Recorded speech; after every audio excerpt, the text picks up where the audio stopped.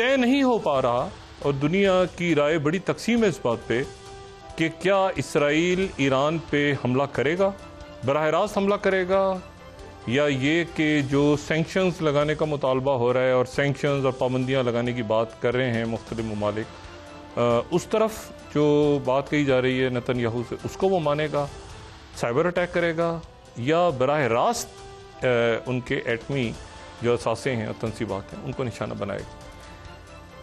اور تمام دنیا اس کے بعد پھر کس رخ پہ جائے گی؟ کیا یہ جنگ پھیلے گی؟ یوکرین ہمارے سامنے سٹیل میٹ پہ ہے، یہ ساؤتھ چائنا سی، باقی جنگیں بہت ساری، اور اس میں جو میں اکثر بات کہتا ہوں کہ اگلی جیو پالیٹکس دنیا کی وہ غزہ سے مرج ہوگی، یوکرین سے مرج ہوگی. یہ جو جنگیں ہیں جو فار ایور وارز جن کو امریکہ بھی کہتا ہے، ان کے جو ماہرین ہیں وہ بھی کہتے ہیں، وہاں سے کہیں سے جنم لے گی، خاص طور پہ جب افریقہ بھی مکمل طور پہ ڈی اسٹیبلائز ہو چکا ہے. کل کی نشست میں نے بات کی تھی کہ یہ اگر ایٹمی تنصیبات پہ حملہ ہوتا ہے اور یہ اس سے قطع نظر کہ کتنا کامیاب ہوتا ہے کتنا کامیاب نہیں ہوتا، اسرائیل اس سے پہلے 1981 میں ایران کے نیوکلیئر پروجیکٹ کو نشانہ بنا چکا ہے اوری رکھ کے علاقے پہ، اور وہاں پر F-15 طیاروں نے بیان ہوتا ہے کہ صرف 2 منٹ کے اندر اندر وہاں پہ مکمل طور پہ تباہ کر دیا تھا پروجیکٹ. اور یہ بھی کل کی نشست میں بات ہوئی کہ سیریا پہ بھی ہوا 2007 میں، لیکن اس وقت ظاہر دنیا کے حالات مختلف تھے، اس کو بہت کوئی سیریا کا پروگرام، لیکن یہ کامیاب آپریشن تھا. اور اس کامیاب آپریشن کے بعد پھر دوسرا جو ناکام آپریشن ہو گیا، یہ سازش ہوئی، وہ پاکستان کے نیوکلیئر پروگرام کو نشانہ بنانے کا اسرائیل کو خیال آیا. اور اب یہ جو ہے یہ تیسرا وہ اٹیک اگر اسرائیل کرے گا تو وہ جس کا پلان وہ کر چکا ہے، کتنا کامیاب ہوگا کتنا نہیں ہوگا، وہ پاکستان والا ناکام ہو گیا، ایک کامیاب ہو گیا ایک ناکام ہو گیا، تیسرا اب یہ درمیان میں دنیا کھڑی ہے.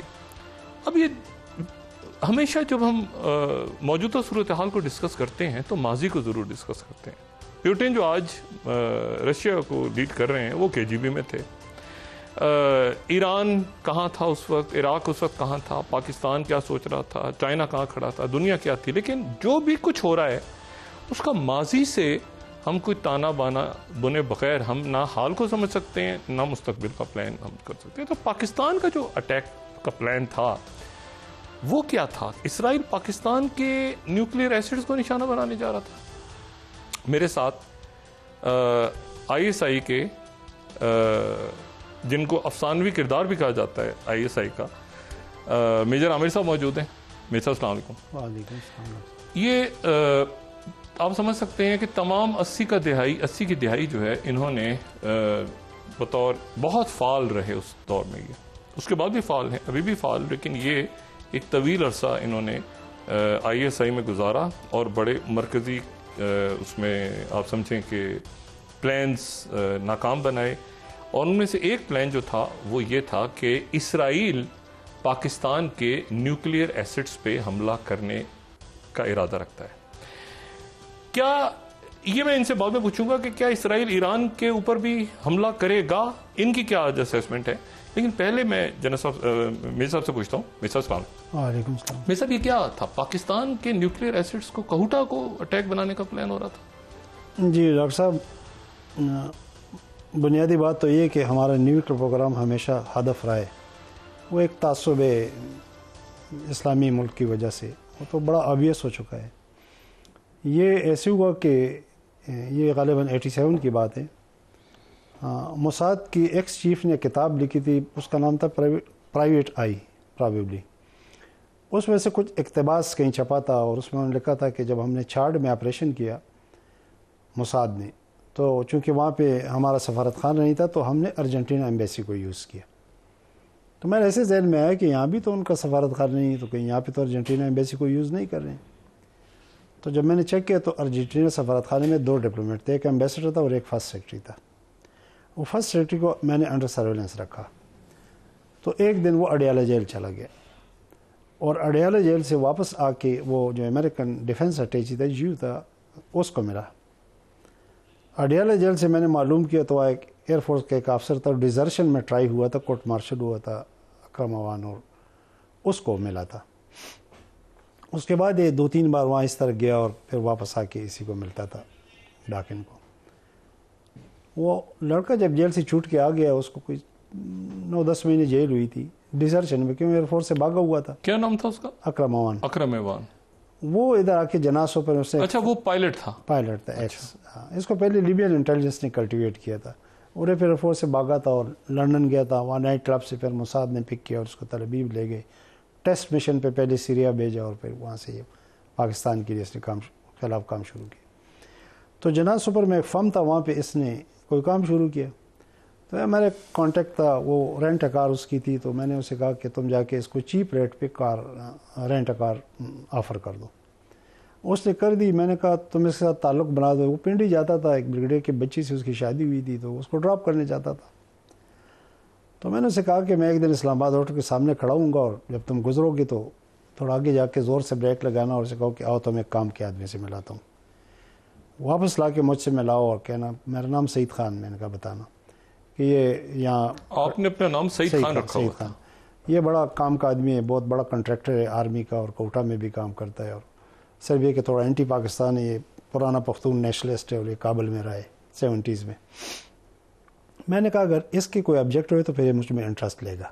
شک تو مجھے تھا کہ ارجنٹینا ڈپلومیٹ جیل سے رہا کیسے ہوا تھا؟ یہ تو اس کو تو کورٹ مارشل ہوا تھا ڈیزرشن میں. نہیں رہا کیسے ہو گیا تھا؟ وہ ہونا تھا سال سزا. اچھا نہیں آپ نے کہا نا ارجنٹینا کے کچھ لوگ ملے تھے. نہیں سزا پوری ہو گئی نا. اچھا سزا پوری ہو گئی. لیکن میرا شک تو ارجنٹینا کے ڈپلومیٹ سے ہوا کہ وہ اسرائیل کے وہاں پہ کام کر رہا تھا تو کہ یہاں تو نہیں کر رہا ہے. اچھا اچھا اچھا. وہ کیوں اس کو ملنے گیا اور پھر آ کے وہ ڈیفینس اٹیچ کو مجھے جو تھا. اچھا خیر اس نے جب یہ کہا تو اس نے اس کو کہا کہ یار مجھے اس شخص سے ملا تو بڑے کام کا آدمی. پھر یہ مجھے ملا اور میری اس کی دوستی شروع ہو گئی اور یہ انٹرسٹ لیتا تھا. یہ آپ کو سعید خان سمجھتا تھا؟ ہاں سعید خان. سعید خان جو پاکستان سے نفرت کرتا ہاں نفرت کرتا تھا اور پاکستان میں بڑا انفلوئنشل بھی تھا. اچھا وہ کنٹریکٹر تھا ایم ای ایس کا, اس میں آرمی میں اور کوٹا میں اس کا ایکسیس بھی تھا, اس کے کنیکشنز بھی تھے. اچھا تو میں اس کے لیے ایک اٹریکٹیو ٹارگیٹ تھا. اچھا تو یہ دلچسپی لیتا تھا. 1.5 سال ہماری دوستی چلتی تھی. پھر ظاہر ہے بڑے صغیر ہمارے ڈائریکٹر کاؤنٹر تھے, جنرل امید گل تھے ڈی جی. ہماری میٹنگز ہوتی تھی, کبھی کبھی ہم اس کو کیلکولیٹڈ انفارمیشن بھی دیتے تھے. صحیح. اب اس کا کام یہ تھا. پھر اس دوران میں نے جو عراق پہ اٹیک ہوا تھا آپریشن بیبی لون, اس کی کاپی نکلوا دی. اچھا تھرو سم فرینچ پیپل.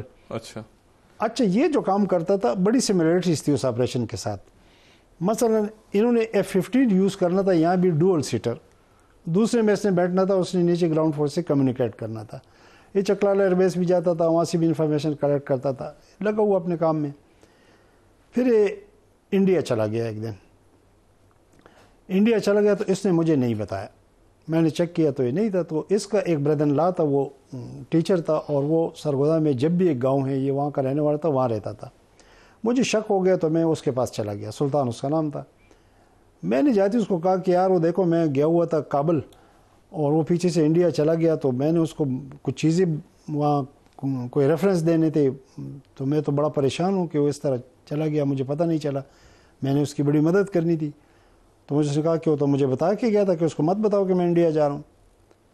تو اس حوالے کہ اس نے مجھ سے یہ چیز چھپا کے رکھی. ہمیں یقین تھا کہ باقی چیز تو ہم ڈسکس کرتے رہتے تھے. میں نے آ کے بتا دیا کہ جی وہ انڈیا کراس کر گیا یہ وہ. خیر وہ پھر ہائی لیول پہ کنوے ہو گیا انڈیا کو کہ بھئی we are prepared to take you on. یہ تو ہمیں پتہ تھا کہ جہاز ان کے آ چکے ہیں سارا. یہ کچھ دنوں بعد واپس آیا. جب واپس آیا تو اس نے کہا کہ سعید بھائی یہ ISI والے تو بڑے ایسے ہیں ویسے ہیں, ان کو تو پتہ تھا. اور وہاں تو قرآن بچ گئے جب خبر آ گئی کہ جی ان کو تو پتہ ہے. اسرائیل کے طیاروں نے انڈیا سے اٹیک کرنا تھا؟ ہاں انڈیا سے اٹیک کرنا تھا, وہاں سے آنے تھے. پاکستان میں ضیاء الحق صاحب کی گورنمنٹ. ہاں یہ 87 کی بات ہے. اور وہاں اندرا گاندھی تھی. ہاں 87 کی بات ہے. پھر یہ کچھ عرصہ یہاں پہ رہا. کس لیول پہ کمیونیکیشن ہوا یہ ہائیسٹ لیول پہ؟ ٹھیک ہے. اچھا یہ جب واپس آیا تو یہ لگا تھا. تو پھر ایک دن یہ غالباً میں تھا 13 میں وہی, تو فیصلہ ہوا کہ جی ہمیں پتہ چلا کہ یہ نکل رہا ہے ملک سے. تو پھر یہ فیصلہ ہوا کہ جی اس کو اریسٹ کر دیں. اس کو جب اریسٹ کیا تو اس کو ہم نے MI کی تحویل میں دے دیا. تو میں نے کہا تھا کہ یہ بڑا کننگ ہے اور یہ گارڈ کو بھی کلٹیویٹ کر سکتا ہے, تو شہر ہے. ایک دن یہاں را کا چیف تھا, اس کے گھر میں آدمی تھے, تو اس میں سے ایک نے مجھے انفارم کر دیا کہ یہاں اس طرح ایک بندہ آیا ہوا ہے کسی کا خط لے کے. میں خود چلا گیا وہاں پہ, میرے ساتھ ڈرائیور تھا, ایک اور بندہ تھا. تو وہاں ایک لڑکا کھڑا تھا، تو میں اس لڑکے کو قابو کر کے جب بٹھا دیے تو میں نے کہا تم نے وہ آدمی کی جیب کاٹی، پیسے نکالو. تھوڑا وقت ہو گیا، میں نے بٹھا دیا، دفتر لے آیا. جب دفتر لے آیا اس کی جیب سے آؤٹ پاس نکلا جو فوج کا ہوتا ہے کہ so and so is allowed to leave the unit premises from there. وہ آدمی اس کا گارڈ تھا، فوجی، اور اس نے اس کو خط بھیجا تھا اس سے را چیف جو لوکل ہے اس کے نام پہ. اب وہ خط تو ہینڈ اوور ہو گیا تھا. وہ خط کی کاپی پھر میں نے ریٹریو کر دی جو ہمارا آدمی تھا اندر اس کے ذریعے. وہ خط میں اس نے لکھا تھا کہ I am Mr so and so reference so Indian Air Force New Delhi, اور مجھے اس طرح آئی ایس آئی نے پکڑا ہے، میں کسٹڈی میں ہوں اور میں نے اس گارڈ کے ذریعے اپنا اسکیپ مینیج کیا ہے. دا اونلی تھنگ کہ آپ اس کو بتا دیں کہ میں اسکیپ کے بعد کہاں جاؤں، کیونکہ بیسی میں آنا جانا ٹھیک نہیں. وہ کنفرم ہو گیا. بہرحال اس کے بعد میں کورٹ مارشل ہوا اور منگلہ میں اس کو سزا ہوئی. یہ جب انڈر ریسٹ تھا تو ایک دن میں اس کو، یہ تو جنرل ضیاء زندہ تھے جب ہم نے اس کو اریسٹ کیا تھا، مئی کو 13 مئی کو. تو ان کی ڈیتھ کے بعد مجھے ایسے کچھ شک ہو گئے. تو بڑے صغیر بھی تھے، ہمارے سی او تھے کرنل قریشی، دونوں ماشاءاللہ بڑے پروفیشنل آفسرس تھے، ہیں ابھی بھی، اللہ ان کو زندگی دی. ہم نے اس کو جنرل ضیاء کے جنازے کی ویڈیو لگا دی. ویڈیو دیکھ کے یہ منہ ہوتا رہا اور یہ اچانک چیخنے لگا. اسے کہا sir I never knew these bastard would do it, اور ایسے سر ماننے لگا. ہم بریک کر کے ریٹائر روم میں چلے گئے تو میں نے بڑے صغیر کو کہا کہ سر یہ رونا جینون ہے، he is holding some senses part of the information جو اس کے پاس ہے. پھر اس نے بتا دیا کہ جی وہ تو جنرل ضیاء کی اسوسیشن بھی پلان ہوئی تھی اور اس طرح گیجٹ آیا تھا اور وہ سارا وہ C-130 ٹریبونل میں نے پھر بیان میں سارا بتا دیا تھا. اس کی کیا انفارمیشن تھی جنرل ضیاء کے بارے میں؟ وہ یہ تھی کہ جی وہاں سے موساد کا ایک افسر آیا تھا امریکن پاسپورٹ پہ اور ایک گیجٹ لائے تھے یہاں پہ، اور اس گیجٹ کو فٹ کرنا تھا کاکپٹ میں. تو اس نے ایک فارم ریلیز کرنا تھا جس کے نتیجے میں 2 منٹ کے اندر پورے سب لوگوں نے بے ہوش ہو جانا تھا. لیکن یہ تو 13 مئی کو پکڑا گیا. حادثہ ہوا 17 اگست کو. اب پھر یہ پتہ نہیں تھا کہ اس کے بعد وہ گیجٹ کس کے حوالے ہوا تھا اور کس نے استعمال کیا تھا، کیونکہ ہم جب انویسٹیگیشن کر رہے تھے تو ہمیں تو آئی ایس آئی سے نکال دیا گیا. مجھے، بڑے صغیر کو، کرنل قریشی کو، ہم تینوں کو. تو وہ کہانی جو ہے وہ ادھوری رہ گئی. اچھا مجھے آپ یہ بتائیں میرے صاحب کہ یہ آپ آئی ایس آئی اسلام آباد آپ نے سنبھالا ہے آ کے انقلاب ایران کے فوراً بعد 1980، اور یہ پورا جو افغان جہاد ہو رہا ہے اور یہ سارا. جی اچھا، اور اس میں خاد ایکٹیو تھی اس وقت؟ بہت. خاد KGB اینڈ را تینوں. یہ KGB جو کہ اب جوائنٹ آپریشنز کرتے تھے. اچھا، لیکن یہ ہے کہ جو یعنی آپ کی جب امریکہ بھی تو ساتھ تھا نا آپ کے؟ بظاہر نہیں، بظاہر کیوں؟ یہ ساری جنگ کیسے؟ مطلب ہے کہ آپ جیسی بات کر رہے ہیں. دیکھیں امریکہ تو جہاد کے دوران ہمارے ساتھ تھا، ان کا انٹرسٹ ہم نے جنریٹ کیا تھا. اچھا، دیکھیں افغان جہاد اس پہ تفصیلی کبھی بات ہونی چاہیے. ایک پرسیپشن بنایا گیا کہ ہم نے امریکہ کی جنگ، امریکہ کی جنگ نہیں تھی، ہماری جنگ تھی. وہ شروع بھی ہم نے کی تھی، جنرل ضیاء نے شروع کی تھی. جنرل ضیاء کا المیہ یہ ہے، بلکہ بھٹو صاحب کے دور میں شاید ہاں یہ بھٹو صاحب کی لیگیسی، یہ پالیسی بھٹو صاحب کی تھی جس کو جنرل ضیاء نے کیری کیا. بھٹو صاحب کی 2 پالیسیاں ضیاء نے کیری کی، بلکہ 3 میں کہوں گا. ایک اسٹرینتھنگ ISI، یہ بھٹو صاحب نے شروع کی تھی. ایک افغان پالیسی، اور تیسرا نیوکلیئر. یہ بیسیکلی بھٹو صاحب کی پالیسی تھی جس کو جنرل ضیاء کا المیہ کیا تھا. وہ اپنے عہد کا بہترین جنرل تھا، بڑا خطرناک جنرل تھا، لیکن بدقسمتی یہ ہے کہ وہ ایک شفاق ڈکٹیٹر تھا. He had no right to rule Pakistan. اور پھر اس میں بھٹو جیسے ایک قد آور اور بہت بڑے مدبر، میں خود بھٹو صاحب کا بڑا فین ہوں، ان کو پھانسی دے دی تھی. تو وہ جو مارشل لا منسٹر ضیاء الحق تھا، اس کا جو بدترین روپ تھا وہ جنرل ضیاء الحق کو کھا گیا. کیا بھٹو کی پھانسی کے پیچھے امریکنز تھے؟ میرے پاس انفارمیشن تو نہیں، لیکن سن تو یہی رہے آپ کی اسیسمنٹ کہ نیوکلیر پروگرام کی سزا ملی ان کو.